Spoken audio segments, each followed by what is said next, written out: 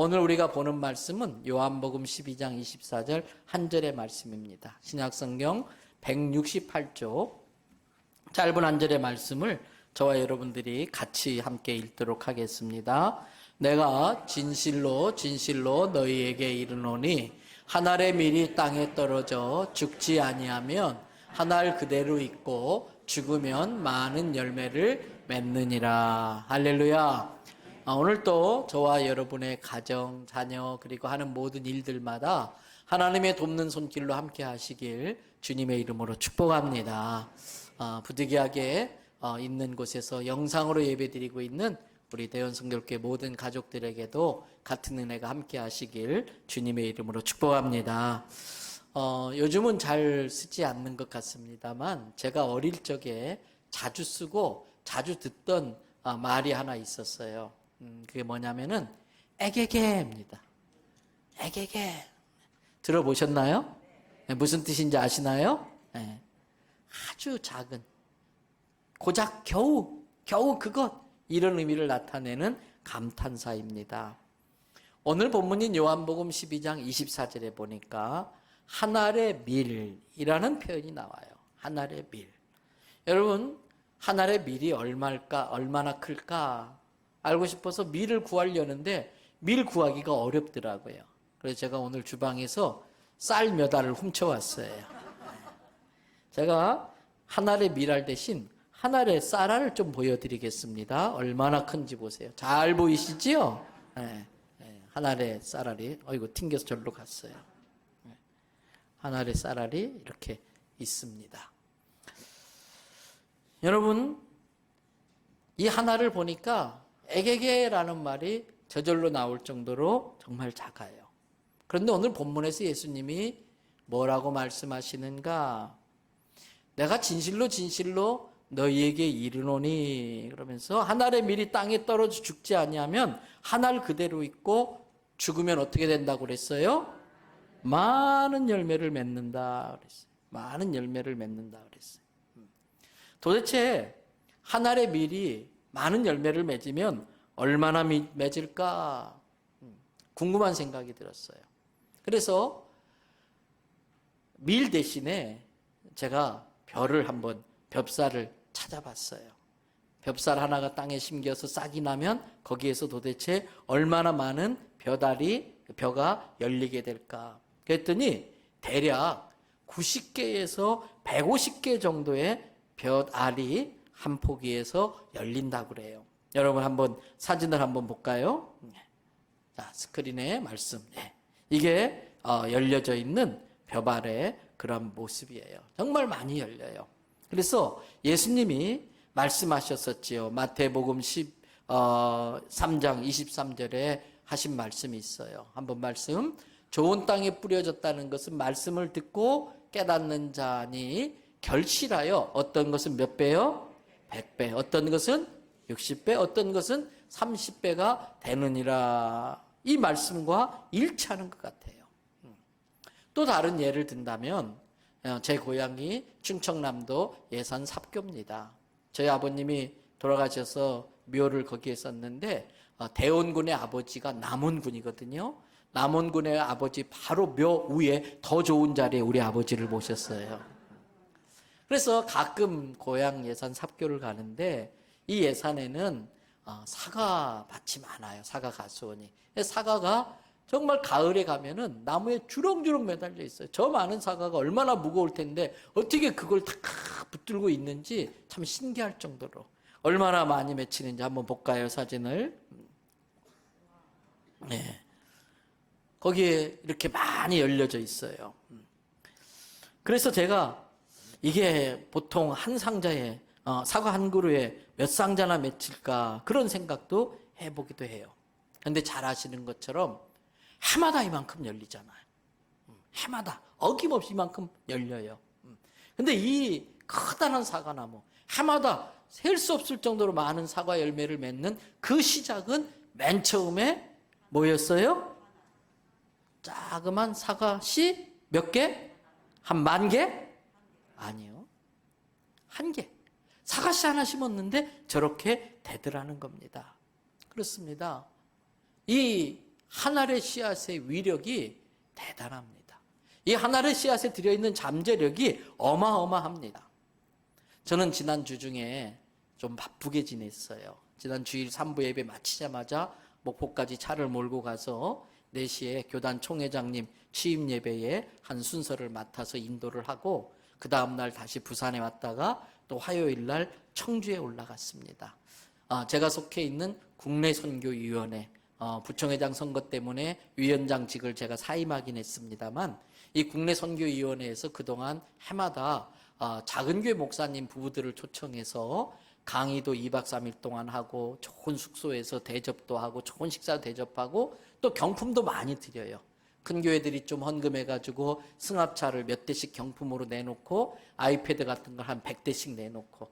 근데 이 코로나 때문에 이걸 못 하잖아요. 한 2년 못 했는데 제가 물러나면서 그래도 뭔가를 해야 된다. 그래서 이번에는 찾아가는 부흥 키워드. 그래서 서울 지역, 또 경인 지역, 충청도 지역, 또 호남 지역, 영남 지역 이런 식으로 제주도까지 해서 일주일에 한 2군데씩 전국에 다니면서 집회를 해요. 그래서 저도 청주에 이제 집회를 하고 다음엔 또 호남 전주에 가서 집회를 하는데 오신 목사님들이 너무나 좋아해요. 요즘은 이제 교회마다 그 스크린이 다 없어지면서 이제 TV, 대형 TV로 바뀌는데 이번에 우리 교회도 한 3천만 원 후원했습니다만은 제가 국내 선교위원장 물러나면서 대형 TV 75인치를 50대 이상을 경품으로 내놨어요.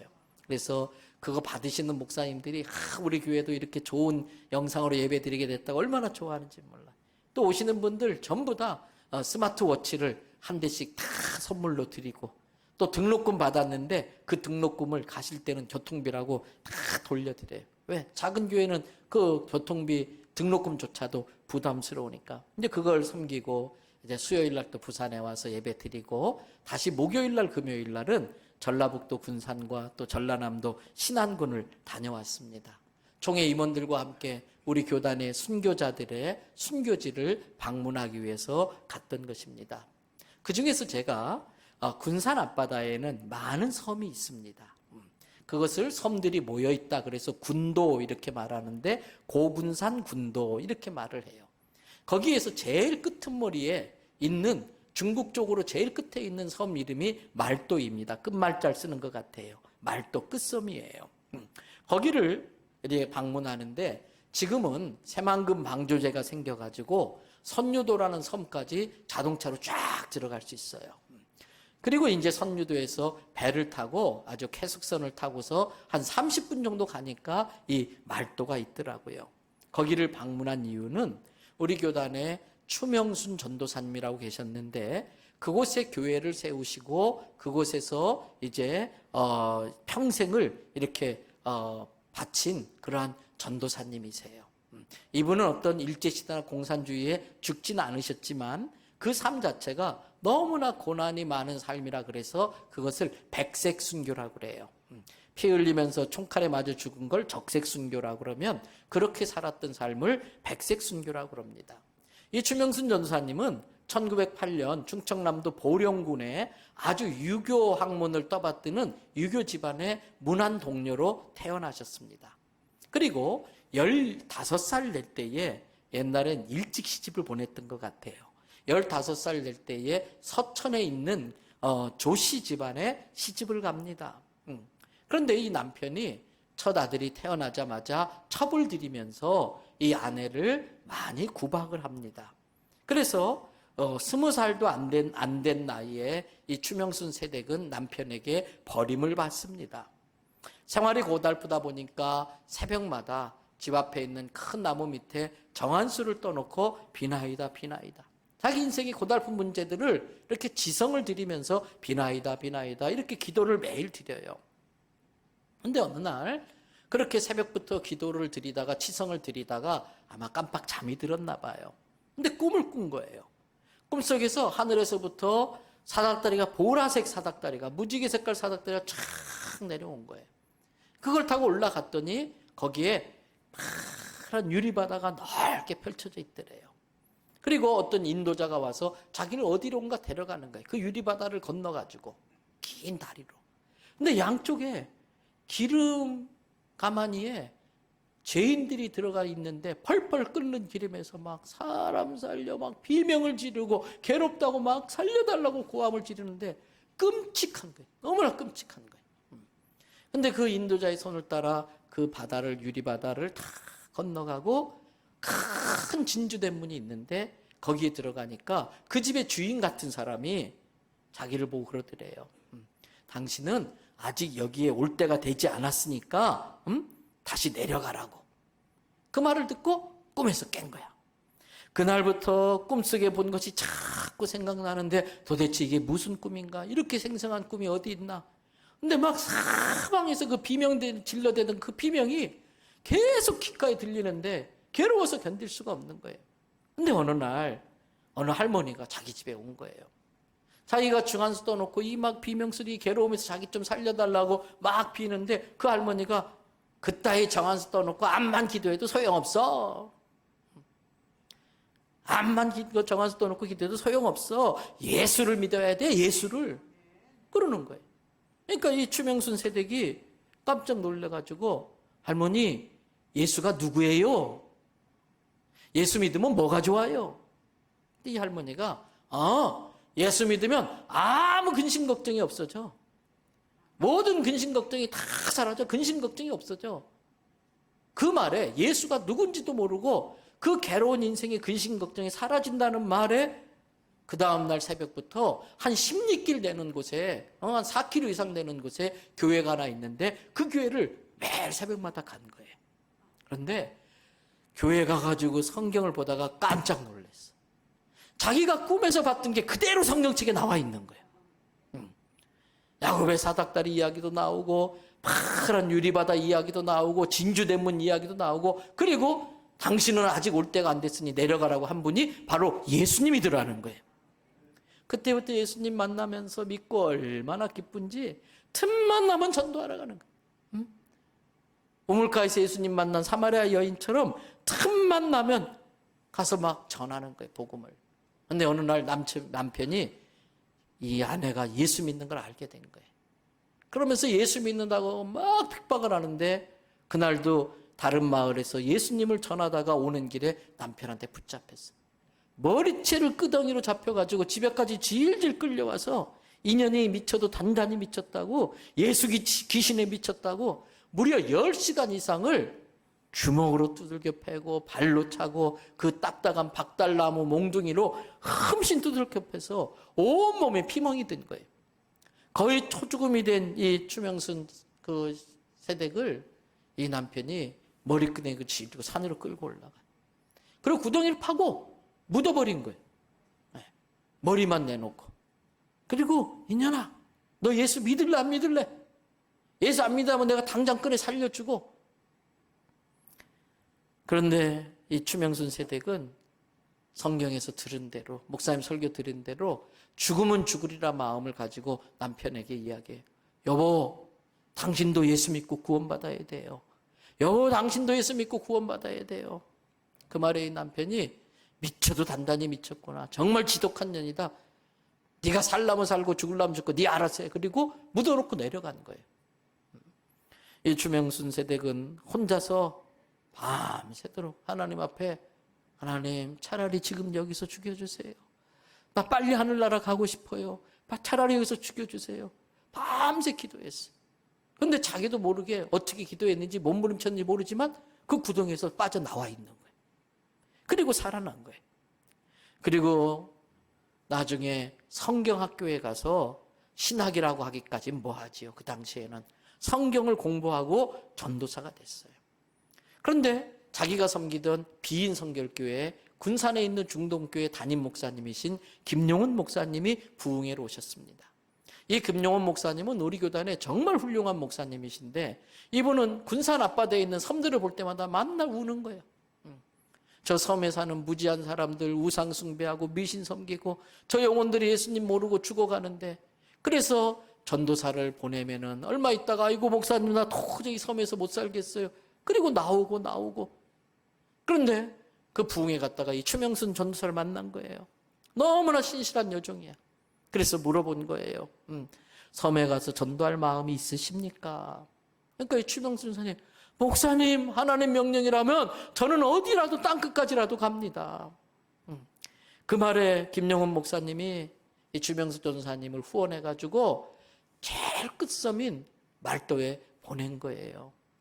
저는 이번에 동력선으로 30분 만에 갔는데 거기는 그 당시에는 그 돛담배, 풍선이라고 그러죠. 바람의 힘으로 가는데 배가 작아서 물살이 세고 바람이 급하면 뒤집어져서 많이 빠져 죽어요. 4시간을 그 풍선을 타고서 거길 가는 곳이에요.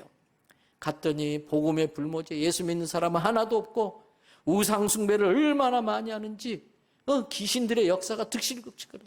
마을에 많지도 않은 사람의 정신병자가 많고 장애인들이 많고, 그러면서 이 섬은 여자가 임신해서 아이를 출산할 때에 집안에서 피를 보면은 용왕님이 노한다고, 재수가 없고 용왕님이 노한다고 고기도 안 잡히고 그러면서 사람이 죽어나간다면서 만삭된 산모를 혼자 움막으로 내쫓아버려. 마을 어귀에 있는 움막으로 내쫓아 보내면 거기서 혼자 애를 낳아가지고 나오는 그러한 미신 문화가 있던 섬이에요. 주전사님은 그 섬에 혼자 들어가서 그 무당들한테 온갖 핍박을 받으면서 그래도 혼자 철야하며 금식하며 기도하면서 하나님 여기 교회를 세울 수 있게 해달라고 날마다 전도하러 다니는 거예요. 이번에 가보니까 바위에 동굴이 이렇게 있는데 거기가 그 추전사님이 기도하는 동굴이더라고. 여러분, 그런데 드디어 그 말도에 교회가 세워졌어. 우리 말도 성결교회 건물을 한번 보실까요? 이거야. 옛날. 주전사님은 섬사람 만나면 용왕도 산신도 다 없는 겁니다. 다 가짜입니다. 거짓입니다. 엉터리입니다. 오직 참신은 하나님 한 분밖에 없습니다. 태양도 바다도 산도 세상 모두 다 하나님이 만드셨습니다. 그 하나님이 만드셨고 다스리시고 그 하나님이 복을 주시길 원하십니다. 쫄깃하게 복음을 전해요. 그리고 그 섬에 아주 오래된 영신당이라고 하는 신당이 있는데 이 주전사님이 그걸 다 직접 부셔버렸어요. 동네가 발칵 뒤집히고 난리가 났어요. 어쨌든 치열하게 그런 영적 싸움을 해가지고 이 미신 문화를 전부 기독교 문화로 바꿔놓고 말았습니다. 주전사님은 김용훈 목사님의 후원을 받아가지고 고군산 군도의 11개 섬, 선유도에서 시작해서 장자도, 방축도, 신시도, 야미도, 무녀도, 관리도, 연도 등 거기에다 교회를 다 세웠어요. 성결교를 다 세웠어요. 그리고 이제 군산에 갔다가 배 타고 선유도 이런 데 오다가 풍랑이 만나면 말도에 못 들어가잖아요. 그러면 그 풍랑이 그칠 때까지 그 선유도 같은 데 섬에 어느 섬이든지 제일 높은 데 올라가요. 그리고 거기에서 섬들을 다 내려다보면서 하나님 저 섬도 예수 믿게 해주세요. 저 섬도 예수 믿게 해주세요. 그렇게 밤새 그 태풍 가운데 비 맞으면서 기도하셨다고 그래요. 그래서 선유도 같은 대왕봉이나 이런 데 보면은 섬 맨 꼭대기마다 추전사님이 기도했던 자리가 지금도 표적으로 표시되어 있어요. 그러다 보니까 지금은 고군산도에 있는 모든 섬들마다 배를 새로 사면 고사를 지내잖아요. 또 새해 추러 나갈 때 구슬하고 또 풍어제를 위해서 막 굿거리를 벌리는데 거기는 그런 게 하나도 없대요. 그리고 배를 새로 산다든지 추로할 때는 꼭 교회 목사님을 불러다가 예배드리고 기도하고 나간다는 거예요. 여러분, 추전사님이 그 말도와 그 고군산 군도의 하늘의 미랄이 되셨어요. 땅에 떨어져 죽으신 거예요. 그렇게 백색 순교를 하면서 그리고 평생을 그렇게 사셨어요. 여러분, 추전사님이 맺은 많은 열매들이 있는데 한번 사진 보여주실래요? 저기 젠데 성경 이렇게 끼고 계신 분이 추명선 전도사님이에요. 이분들의 눈물의 기도와 헌신이 있었기 때문에 오늘의 한국교회와 이 나라의 부흥이 있었던 줄로 믿습니다. 또 그 다음 사진 보세요. 이 김용훈 목사님이 미군 사령관하고 통해가지고 헬기를 타고 직접 이 섬에 가가지고 엄청난 구호물자를 주면은 애들이 다 모여들어요. 섬마다 그렇게 다니면서 미군들이 이렇게 막 물자로 옷 같은 거 갖다 주고 이 아이들이 지금 얼마나 많이 자랐겠어요. 이게 추명순 전사님이 하늘의 미랄로 죽어서 맺은 열매들이고 또 이 아이들도 하늘의 미랄들이 돼서 수많은 열매를 맺은 줄로 믿습니다. 또 다른 한 분을 소개해 드린다면 이번엔 제가 이제 그 다음날 이제 문중경 기념관에 가서 증도의 문중경 기념관에 들려서 예배를 드리고 이제 임자 진리교회라는 곳에 갔어요. 임자도라는 섬에 진리교회에 갔어요. 거기에는 이판일 장로님이라는 분이 순교를 당했어요. 어느 날 이판일이가 마을길을 지나가는데 아이들과 아낙네 30여 명이 모여가지고 막 노래를 부르고 박수를 치고 장구를 치고 너무 행복해하는 거예요. 근데 가만히 보니까 낯선 중년 부인이 곱게 한복을 차려입고 와가지고 아주 그 우아한 모습으로 노래를 참 잘하는 청한 모습으로 막 노래하는 거예요. 그리고 뭔가 막 전하니까 거기서 막 많은 사람들이 예수를 믿겠다고 하는 걸 본 거예요. 여러분, 그 찬양을 하던 노래를 하던 중년 부인이 누구냐면은 바로 이 임자도 옆에 있는 증도라는 곳에서 불과 그 임자도에 전도하러 간 뒤에, 얼마 뒤에 공산당들의 죽창에 의해서 순교를 당한 문중경 전도사님이셨어요. 이분이 서울신학대학교 전신인 경성성서학원에 들어가서 이제 신학생이 되었는데 첫 번 목회 실습이 노방전도인데 임자도에 가서 전도하라고 그래가지고 그 임자도에 교회를 세우러 들어오신 거예요. 그런데 어느 날 유교에 깊이 빠져가지고 공자왈, 맹자왈 이렇게 한문으로 공부를 하고 있던 이판일이 글을 읽고 있는데 이 문전사님이 똑똑하고 찾아온 거예요. 며칠 전에 그렇게 곱게 찬양하던 모습 때문에 궁금하기도 했고 그래서 아주 친절하게 맞이하면서 모셔드렸는데 얇은 책을 하나 주는 거예요. 소위 말하면 쪽복음. 요즘처럼 성경 이렇게 막 옛날엔 이런 비싼 거 못 가지니까 마태복음, 요한복음 이걸 쪽복음이라고 그래요. 얇은 책으로 하나씩 한 권씩 만든 걸. 그걸 하나 선물해 주는 거예요. 학문 탐구에 진리 탐구에 열정이 있었던 이판일은 그 쪽복음을 읽고 또 읽어요. 그리고 얼마 뒤에 문전사님을 만나가지고 생명의 복음에 대해서 듣게 돼. 예수님이 어떤 분인지 알게 되고 그 자리에서 예수 그리스도를 영접하게 됩니다.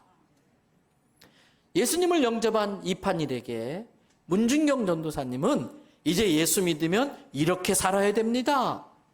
예수 믿는 사람들이 어떻게 살아야 되는지 신앙 지침을 자세히 알려줘요. 그 문전사님의 지도를 받았던 이판일은 그 자리에서 술 마시고 담배 피는 게 신앙생활에 도움이 안 되겠군요. 내가 주초를 끊겠습니다. 약속을 하고 바로 보는 자리에서 곰방대, 담뱃대를 뚝 분질러서 아궁이에 집어넣어요. 그리고 식솔들을 불러서 오늘부터 우리는 조상에게 제사를 안 지내고 조상께 예배를 드린다.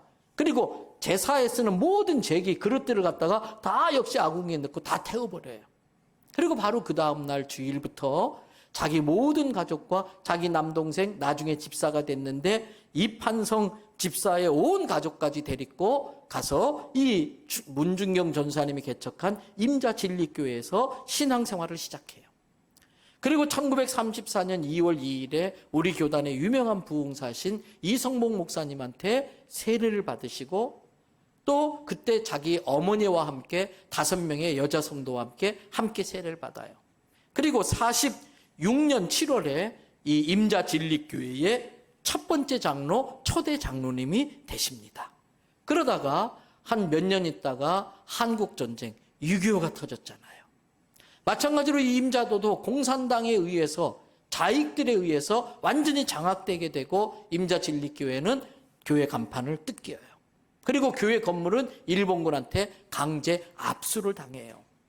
그러나 이판일 장로는 예배는 멈출 수 없다. 그리고 자기 온 가족과 함께 성도들을 모아가지고 몰래 예배를 드리다가 발각이 돼요. 수요일 날 밤에 예배를 드리는데 자익들이 죽창을 들고 삽을 들고 낫을 들고 총을 들고 온 거예요. 그날 밤 이판일 장로는 늙은 노모를 등에 업고 조카 손을 잡고 3km 밤길을 걸어가는데 가보니까 개울가, 그 갯벌 백사장에 조그만 언덕이 있는데 거기에 이미 구덩이를 다 파놓고 있었어요. 수요일 날 저것들이 예배를 드릴 거다 알고 있었기 때문에 그날 밤 다 죽이기로 작정하고 다 구덩이 파놓고 끌고 간 거예요. 그 자리에서 이판일 장로는 주여 이 부족한 종과 우리 모두의 영혼을 받으시옵소서. 주여, 저들이 자기들이 하는 짓이 뭔지를 몰라서 우리를 죽입니다. 저들의 죄를 용서해 주십시오. 예수님이 십자가 했던 그 기도를 그대로 하여 그 기도가 마치는 순간 옆에 대길이라는 마을에 살던 자익 동네 사람이 삽으로 냅다 쳐서 구덩이에 떨어뜨려 죽여버려요. 이판일 장로가 죽음과 동시에 찔러라라는 소리와 함께 47명이 죽창에 의해서 그 자리에서 다 찔러 죽어요. 그 47명이 전부 그 구덩이에 동시에 묻히고 말아요. 그 다음날 동생 이판성 집사의 어린 딸 9살짜리 이완순이라고 하는 여자아이도 가족들을 찾으러 갔다가 잡혀서 산채로 생매장당해서 죽는 끔찍한 일을 겪어요. 여러분, 이 이판일 장로의 가족이 다 죽었는데 딱 한 명 살아남았어. 당시에 목포에 일이 있어서 목포에 나가 있던 장남 이인재만 그 화를 면하고 산 거예요. 몇 달 뒤에 10월 30일 날 국군들에 의해서 다시 이 임자도를 되찾게 됩니다. 국군은 당시 진리교회 교인들을 몰살시킨 좌익들과 공산군들을 전부 잡아다가 야산 공터에 처형장을 세워놓고 다 묶어놓은 거예요. 그리고 임자진리교회 가족들이 죽은 사람을 다 불렀어요. 그리고 이인재를 불러가지고 이 중에서 당신 가족이 13명이 전부 다 죽었으니까, 제일 많이 죽었으니까 당신한테 원수 갚을 기회를 주겠다. 그러면서 쏴 죽이라고 총을 주는 거예요. 온 가족을 잃은 이판일은 총을 들고 다 쏘려고 하는 순간에 귀에서 너무 생생하게 소리가 들려요. 아버지 이판일 장로의 소리예요. 아들아, 나는 저들을 다 용서했다. 아들아, 나는 저들을 다 용서했다. 너도 용서하거라. 너도 용서하거라. 그 말에 이판일 장로는, 아들 이인재는 총을 쏠 수가 없어요. 그리고 총을 놓고 울면서 자기 아버지를 죽인 원수한테 가서, 제일 악랄한 사람한테 가서 뺨을 한 대 후갈겨 치면서, 어떻게 같은 마을 사람끼리, 어떻게 한 동네 같은 마을 사람끼리 예수 믿는다는 이유로 우리 가족을 한 명도 안 남기고 다 죽일 수 있냐? 어쩌면 한 명도 안 남기고 그렇게 다 죽일 수 있냐? 뺨을 한 대 후려치고 총을 집어던져. 그리고 한마디 합니다. 내 아버지가 당신들을 용서했으니, 당신들이 죽인 내 아버지가 당신들을 용서했으니 나도 용서할 수밖에 없어. 이것이 다 하나님 사랑 때문이에요. 단 조건이 있어. 살려줄 테니 다 예수 믿으시오. 예수 믿으면 살려주겠어. 다 예수 믿겠다고 해서 그 원수들의 결박을 다 풀어줍니다. 후에 이인재는 서울신대 신학대학교 입학해가지고 목사가 되어서 이 임자진리교회에 담임 목회를 하게 됩니다. 여러분, 이인재 목사님은 3남 3녀를 두었습니다. 그 세 아들이 전부 다 우리 성결교단의 목사님이 되셨어요. 막내 셋째는 바로 아버지의 뒤를 이어서 임자진리교회 지금 담임 목회를 하고 계세요. 딸 셋 중에 한 명은 전도사님이 되었고, 둘째 딸은 중국 선교사의 아내가 되었고, 셋째 딸은 목사님의 사모가 됐어요. 그런데 여러분, 혹시 중국 선교사인 강갈렙 선교사라고 기억이 나시나요? 몇 년 전에 조선일보 한겨레 할 것 없이 우리나라 일간 신문에 대서특필됐던 분이세요. 어떤 일로? 두만강 옆에 있는 도문이라는 지역에서 북한 공작원에 의해서 독침을 맞아요. 그리고 폭스바겐 차로 밀어붙여가지고 교통사고로 위장해서 순교하신 강갈렙 선교사님이 이판일 장로님의 손녀딸, 이인재 목사님의 둘째 딸인 이성심 사모님의 남편이세요. 할아버지도 그렇고 이 손녀딸의 사이도 그렇게 순교하신 거예요.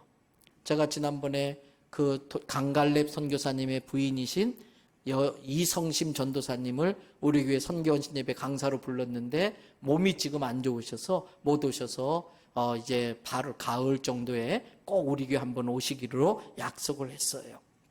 여러분, 그 임자진리교회 예배를 마치고 한 곳에 갈 곳이 있다는 거예요. 바로 옆에 대길이라는 마을이에요. 이 대길이라는 마을은 임자도에 있는 여러 마을 중에 자익 활동이 제일 활발했던 곳이에요. 그래서 임자 진리교회 성도들을 죽인 사람들이 모여있던 곳이 대길이 사람들이에요. 예수를 믿겠다고 해서 다 살려줬는데 여러분 그래도 감정은 남아있잖아. 자기 아버지, 형제 가족들을 다 죽인 원수들이 거기에 살고 있어. 근데 이들도 용서는 받았지만 찝찝한 거예요. 그래서 임자도에 있는 마을마다 다 교회가 생겼는데 대길이만큼은 교회가 안 생겨요. 그래서 이인재 목사님이 임자 진리교회를 내려놓고 대길이에 가서 교회를 개척합니다. 자기 아버지를 죽인 자기들한테 와가지고서 복음을 전하니까 어찌 예수를 안 믿어요. 예수 믿게 돼. 그리고 나중에 이판일 장로님을 죽인 그 사람이 이인재 목사님을 찾아와요. 목사님, 우리 아이 주례해 주세요. 그래서 임자도에 가면은 큰 돌에 용서하라 라고 하는 기념비가 크게 세워져 있어요. 근데 이번에 대길이 교회를 갔더니 대길이 교회가 건축을 하고 있어요. 근데 건축하는 교회 모양이 좀 이상해요. 보통 교회들은 이렇게 되어 있잖아요. 그리고 위에 십자가 이렇게 있잖아요. 근데 딱 절반 쪼개놓은 모습으로 반쪽만 있어. 이상하다 봤더니 아니라 다를까 프랭카드가 걸려있는데, 현수막이 걸려있는데 임자면 대길이 반쪽짜리 교회당 이래 놓은 거예요. 반쪽짜리 예배당 해놓은 거예요. 그래서 거기 목사님한테 목사님 어떻게 된 겁니까? 그랬더니 목사님 우리 교회는 그러한 역사적 사건 때문에 미움과 용서와 대결과 화합이 있는 교회입니다. 그래서 이것을 의미하는 뜻으로 여기에다가 반쪽짜리 교회당을 짓고 통일이 되면 우리는 북한에다가 나머지 반쪽을 지을 겁니다. 그래서 반쪽짜리 예배당. 그 말 들으니까 감동이 되잖아요. 그래서 제가 가만히 있겠어요? 우리 성도들이 후원해 준 거 탈탈탈 털어가지고 다 건축원금하고 왔어요. 얼마나 마음이 감동되든지.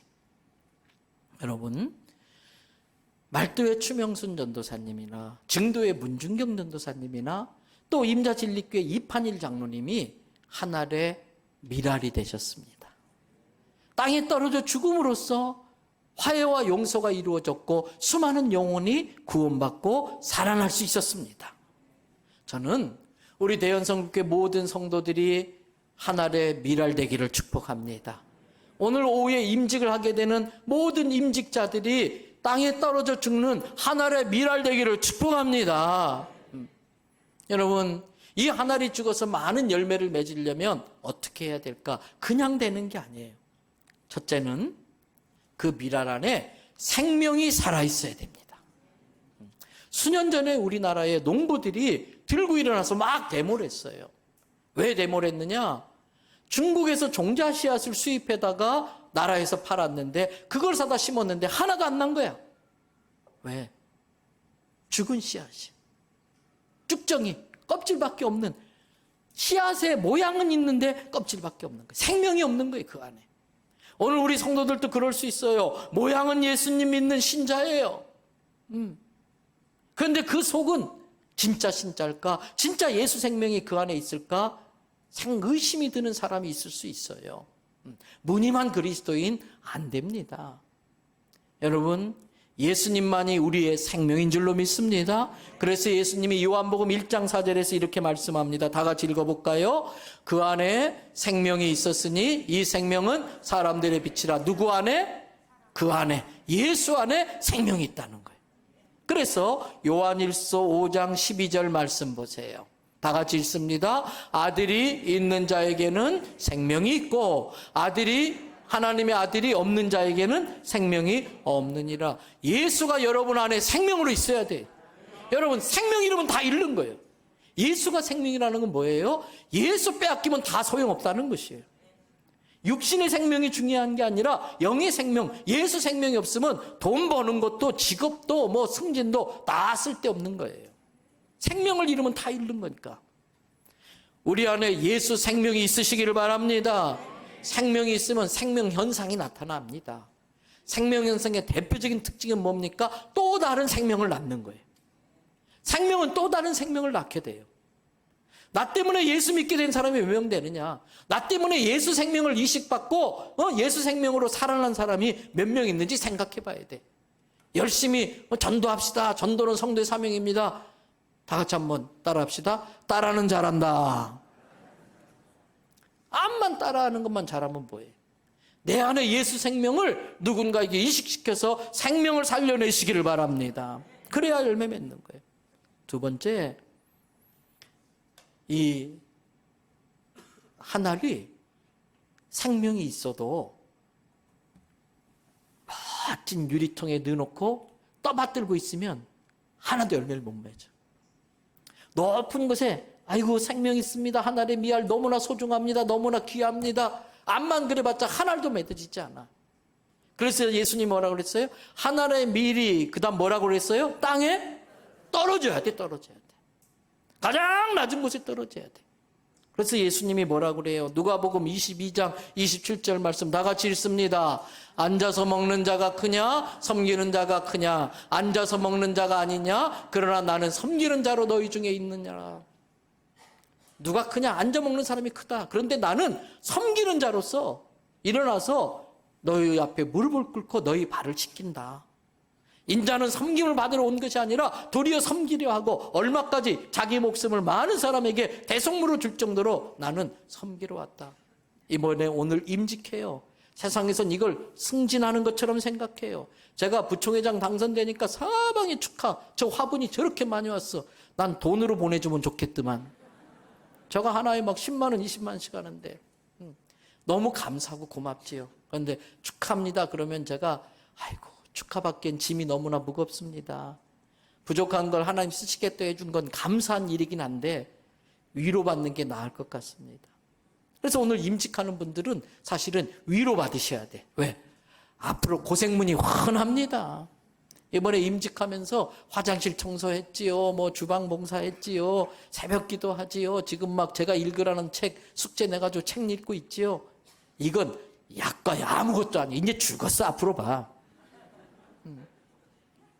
그러니까 위로받으셔야 돼. 그래서 교회는 낮아져야 돼. 가장 낮은 곳에. 그리고 낮은 곳에 갔다고 해서 열매 맺는 게 아니에요. 어떻게 해야 되느냐? 묻혀서 죽어야 돼. 묻혀서 죽어야 돼.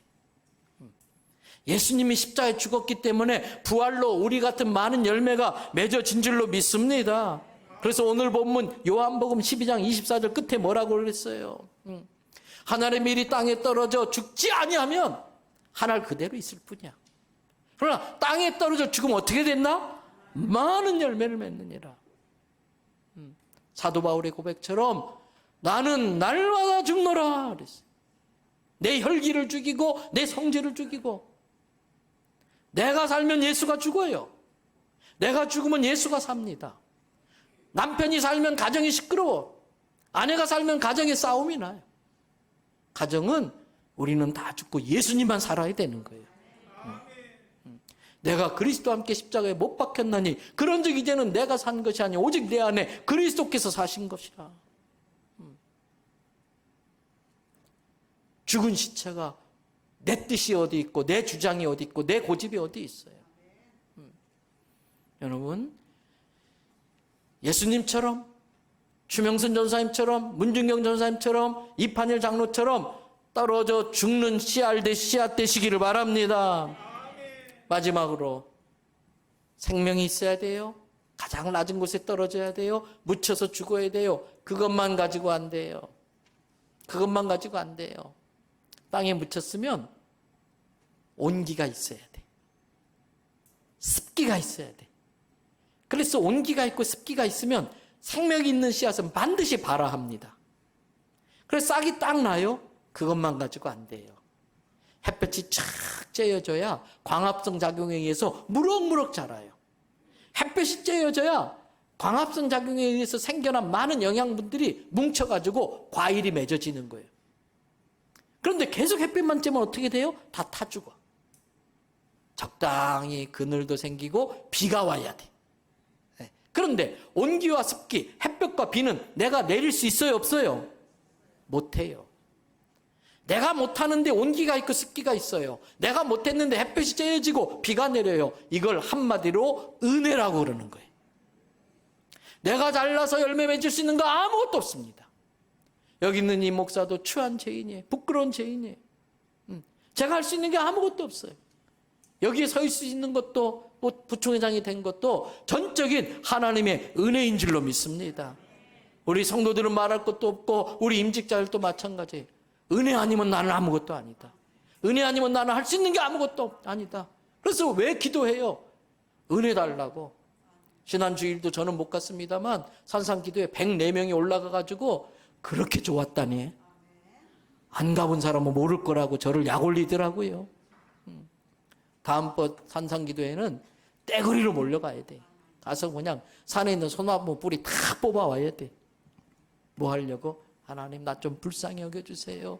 하나님 나 좀 살려주세요. 하나님 내게 은혜를 베풀어 주세요. 은혜 아니면 아무것도 할 수 없어. 사랑하는 성도 여러분, 오늘 임직하시는 분 예수님 닮아서 또 우리 믿음의 선배들의 그 순교자들 닮아서 우리 모두 하늘의 미랄로 땅에 떨어져 죽음으로 많은 열매 맺는 우리 성도 되기를 주님의 이름으로 축복합니다.